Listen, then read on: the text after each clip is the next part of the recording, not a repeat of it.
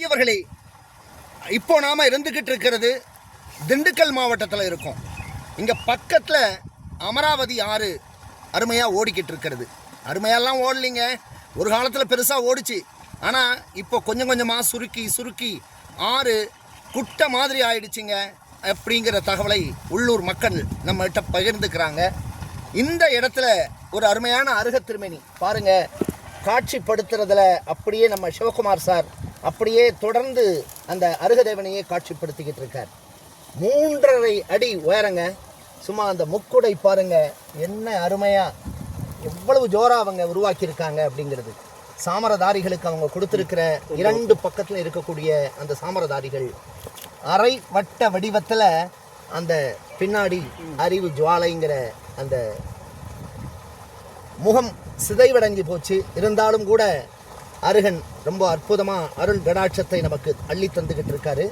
Sivakumar sir இந்த நிலத்தோட ஓனர்கிட்ட நிறைய பேசியிருக்கார்.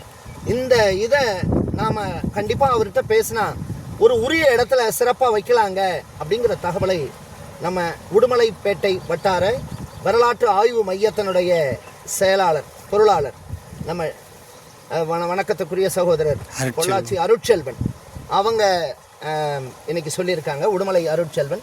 அதனால் இனியவர்களே, இங்கே பாருங்கள், ஒரு 3 கற்பனையான யாளிகள் அதுக்கு மேலே அருகர் அமர்த்தப்பட்டிருக்கிற கூடிய காட்சி. இது எப்போ சார் கண்டுபிடிச்சாங்க அப்படின்ற தகவல் அவர்கிட்ட கேட்டேன்.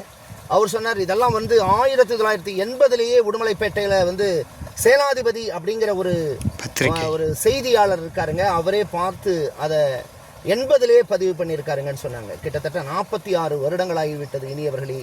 அருகர் இப்போது அந்த ஆத்தங்கரையில் இருந்தார், அமராவதி ஆத்தங்கரையில். ஆறு பக்கத்தில் தான் இருக்குது. அங்கேருந்து கொண்டு இந்த மரத்தடியில் எங்கே இருந்தாலும் கமுக மரத்தடியில் அந்த அருகர் உட்காந்துருக்கிற மாதிரி இழந்த பழ மரத்தடியில் அவரை அமர்த்தி இருக்காங்க. இனியவர்களே, வாய்ப்புகள் கிடைக்கிற பொழுது திண்டுக்கல் மாவட்டத்தினுடைய சமண தடயங்களிலே ஒன்றாக இருந்து கொண்டிருக்கிற இந்த அற்புதமான அருகரை மீண்டும் ஒரு சிறையிடத்திலே அமர்த்துவதற்கு ஒரு சிறியலாம் அங்கே அவர் கீழே தரையில் இருக்கிறவர் கொஞ்சம் மேலேற்றுவதற்கான வாய்ப்புகளை நாம் ஒருங்கிணைந்து எடுத்தால் இந்த தொன்மம் பராமரிக்கப்படும், மேலும் பாதுகாக்கப்படும். இதோ அந்த நிலத்தோட உரிமையாளர்கிட்ட நம்ம இப்போ போய் அவங்க ஐயா என்ன சொல்கிறாங்க அப்படிங்கிறதையும் கேட்டு தெரிஞ்சுக்கலாம். இனி இவர்களை வாங்க, நம்முடைய வணக்கத்திற்குரிய அருட்செல்வன் அவர்களுக்கும் இதை காட்சிப்படுத்தி கொண்டிருக்கிற சிவகுமார் அவர்களுக்கும் நம்முடைய கனிவான நன்றிகளை சொல்லி இப்பொழுது நிலத்தினுடைய உரிமையாளரை நோக்கி நாம் புறப்படுகிறோம்.